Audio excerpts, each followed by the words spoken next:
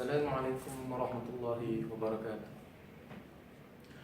Alhamdulillahi rabbil alamin, wassalatu wassalamu ala asyrafil anbiya'i wal mursalin wa ala alihi wa sahbihi ajma'in.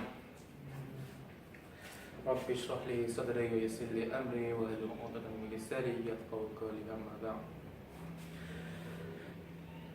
Tuan-tuan, puan-puan, saudara-saudari ahli jemaah yang dikasihi oleh Allah sekalian, alhamdulillah, syukur ke atas nikmat Ilahi kerana dapat kita sama-sama berkumpul dalam ceramah yang akan saya bentangkan hari ini, iaitu mengenai nuklear. Jadi, bila sebut tentang nuklear, pasti dalam kepala tuan-tuan dan puan-puan terlintas tentang bom. Betul tak? Tidak heran, kerana akibat daripada peperangan dunia yang pertama, di mana Amerika telah menjatuhkan bom nuklear di Hiroshima dan Nagasaki, menyebabkan seluruh dunia trauma apabila dengar perkataan nuklear. Jadi hari ini saya datang untuk bagi ceramah pasal nuklear, dan saya datang untuk menanyakan saudara-saudari ahli jemaah sekalian, adakah ilmu nuklear itu patut kita geruni ataupun kita kagumi? Simpan segala luahan, perasaan ataupun soalan di hujung ceramah.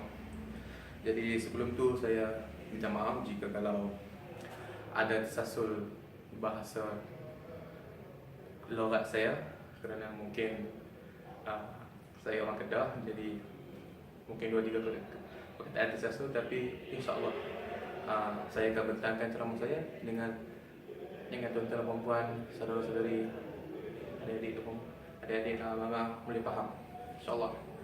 Jadi, bila nak tahu suatu benda itu, suatu benda yang baru, pasti kita nak tahu apa benda tu. Jadi, untuk saya memulakan ceramah saya, apa itu nuklear? Tenaga nuklear yang kadang-kadang disebutkan tenaga atom, sejenis tenaga yang mengikat nukleus sebuah atom. Di sini kalau tuan-tuan puan, saya nak bagi informasi yang lebih lanjut. Nukleus itu macam biji dalam buah. Biji itulah dipanggil nukleus. Yang keliling semua tu ada tenaga. So yang dikatakan nukleus itu adalah biji dalam buah tu. Okey. Lepas tu, bila kata tenaga nuklear, tenaga tu daripada buah tu, biji yang ada tu mengeluarkan tenaga yang dikeluarkan sebagai dinamakan radiasi, ataupun dalam bahasa Inggeris radioaktif.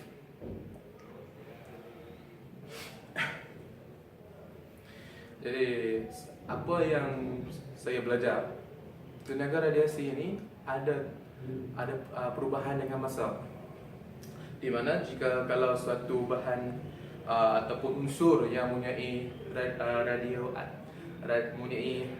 radiasi, ia akan bereput ataupun dalam bahasa Inggeris termnya decay, mereput dalam kadar masa tertentu, ataupun dipanggil half life, ataupun perebutan separuh nyawa.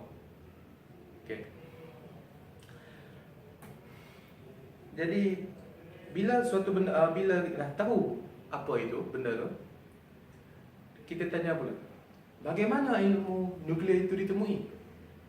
Adakah secara tidak langsung, secara langsung, ataupun suatu penemuan yang kita jangka?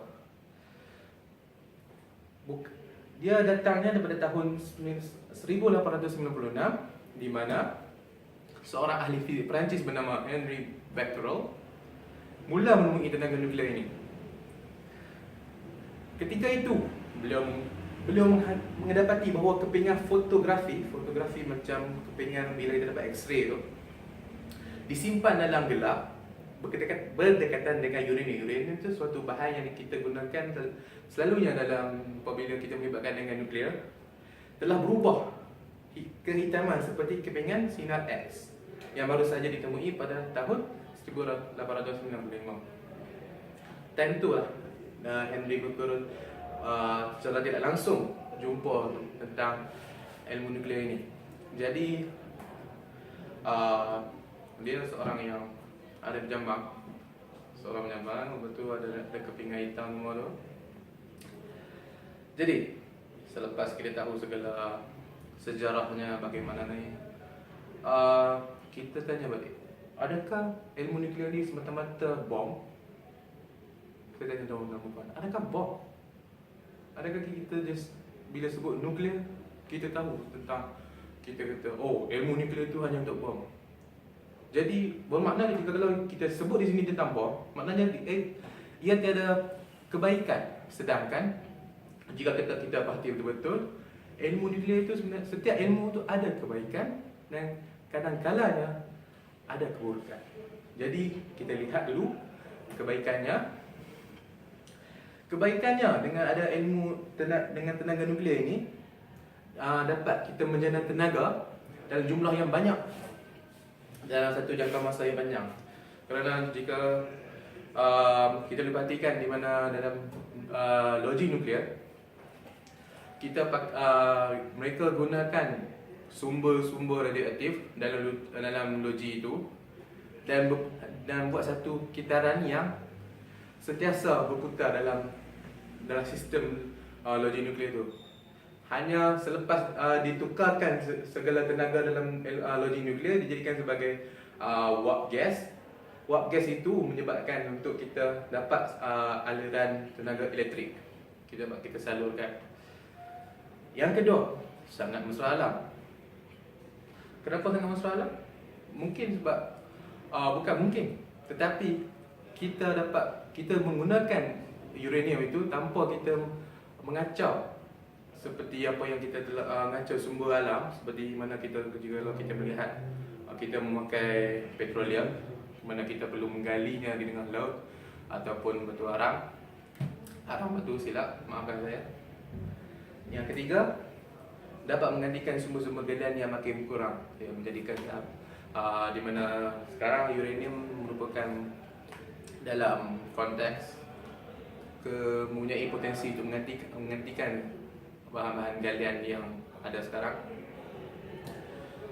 Jadi apabila kita telah sebut tentang kebaikan, pastinya ada keburukan. Seperti mana jika kalau dalam dunia ini di mana kita ada pahala dan juga kita ada dosa. Faham ya jemaah di belakang? Jangan tidur ya di belakang. Jadi keburukan, salah satu antara keburukan yang apabila kita ada tenaga nuklear ini, tenaga nuklear menghasilkan radiasi. Menghasilkan radiasi ini, sebenarnya saya nak bagi penerangan tentang radiasi ini. Sebenarnya kita hidup dengan radiasi sebenarnya, tuan-tuan dan puan. Sebab apa yang keliling kita, bangunan semua ada radiasi. Cuma apa yang membezakan radiasi apa yang membezakan hanya adalah tinggi dan rendah dia punya tahap radiasi itu. Jika kalau tinggi menyebabkan komplikasi terhadap kita, tapi rendah tidak menghadapi sebarang masalah. Kerana sejak azali lagi dunia ini pun dicipta dan ada radiasi di kelilingnya. Yang kedua, kos amat tinggi dalam menguruskan penggunaan tenaga nuklear. Di mana kita tahu apabila kita telah nak buat dia punya loji nuklear, nak bina, nak maintain, nak mengurus, nak latih sastra, mengeluarkan kos yang tinggi. Sebab apabila terlibat dengan bahan-bahan radioaktif, bukannya suatu perkara yang kita anggap remeh, kerana benda ni menyebabkan nyawa. Apabila melibatkan nyawa, jangan sesekali pandang remeh dan kita perlu pastikan keselamatan diutamakan. Yang ketiga, risiko kemalangan loji nuklear. Ya tuan-tuan dan puan, tak boleh dilari ya. Kita tak boleh lari bila kita bina satu loji nuklear itu pasti ada risiko. Dan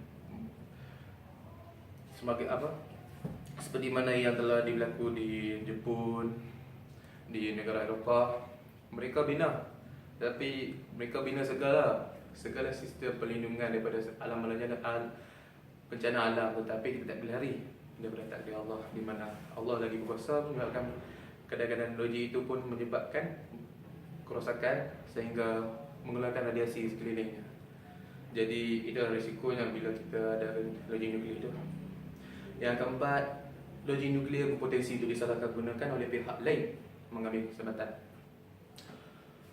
Dulu ni sekarang dengan adanya AS, dengan adanya pihak yang liberalisme, yang pengaruh yang jahat, kadang-kadang mereka gunakan alasan, mereka menggunakan kesempatan terhadap ilmu nuklear itu untuk membinasakan orang lain. Dan logik nuklear itu berpotensi kerana logik nuklear mempunyai segala bahan yang boleh mampu menjadikan suatu alatan untuk jadikan dalam berperang. Jadi na'udzubillah, semoga kita tidak mengalami seperti mana dialami oleh negara-negara lain. Jadi dalam pandangan hidup Islam terdapat satu prinsip yang menyatakan bahawa ditegak untuk membuat sesuatu usaha melainkan setelah mengenal syarat-syaratnya. Bila kita mengatakan kita tahu suatu benda itu, bermakna kita telah menguasai 100% tentang ilmu tu, dan baru boleh kita terlibat dengan secara langsung dan kita mengajar orang lain tentang ilmu itu. Jadi seperti bagi menjelaskan lagi perkara ini, Dr. Muhammad Sani Badrun dalam kertas kerja beliau yang bertajuk Kewajipan Menguasai Sains, Fardu Ainkah atau Fardu Kifayah, menyebut bahawa satu contoh yang pernah dikemukakan oleh Al-Khawarizmi dan Mubid Al-Humum wa Mufid Al-Ulum ialah dicegah menjalankan perniagaan melainkan sesudah mempelajari kaifiat dan syarat-syarat muamalat bagi seorang peniaga. Dan kita boleh lihat di sini, dengan kalau kita berbandingkan dengan ilmu nuklear juga, kita kena tahu apa syarat-syaratnya bila kita ni belajar kaifiat. Kaifiat tu macam cara kita nak tangani ya. Jadi dan dalam Quran kita telah diingatkan bahawa dalam surah Al-Baqarah ayat 195, janganlah kamu sengaja mencampakkan diri kamu ke dalam kebinasaan, dan baikilah perbuatan kamu, kerana sesungguhnya Allah mengasihi orang-orang yang bisa memperbaiki amalannya. Jadi dalam dunia nuklear kita belajar tentang ada proses fission. Proses fission tu macam tuan-tuan pernah berbual main tak? Guli. Kalau guli tu kita nak tuju, kita letak guli tu dalam satu bekas kan. Lepas tu kita tuju guli tu, dan bila kita tuju dia berselerak. Macam tu juga proses dinamakan fission dalam logik nuklear. Dia pecah, dia akan berselerak, pecah lagi berselerak, pecah lagi berselerak, sehingga habis menjadikan segala unsur yang ada dalam tu menjadi stabil. Logik nuklear seperti mana yang anda pernah tengok dari segi struktur, dari segi dalam sistemnya. Jadi sebelum saya akhiri ceramah saya sebelum ni, dapat saya ambil kata-kata dari Philip Kahn. Chemophones are like nuclear power plants. Bad people will turn them into evil. Good people will put them to good use. Jadi sebab dengan sekarang kalau kita ada internet, tapi kalau kita salah guna, maka dia punya keburukannya akan ada. Dan jika kalau kita guna internet itu untuk kebaikan, pasti ada faedah untuk kita. Jadi saya berhenti dekat itu. Semoga tuan-tuan dan puan-puan, saudara-saudari, jemaah sekalian dapat serba sedikit ilmu tentang nuklear ini, dan dapat tuan-tuan dan puan-puan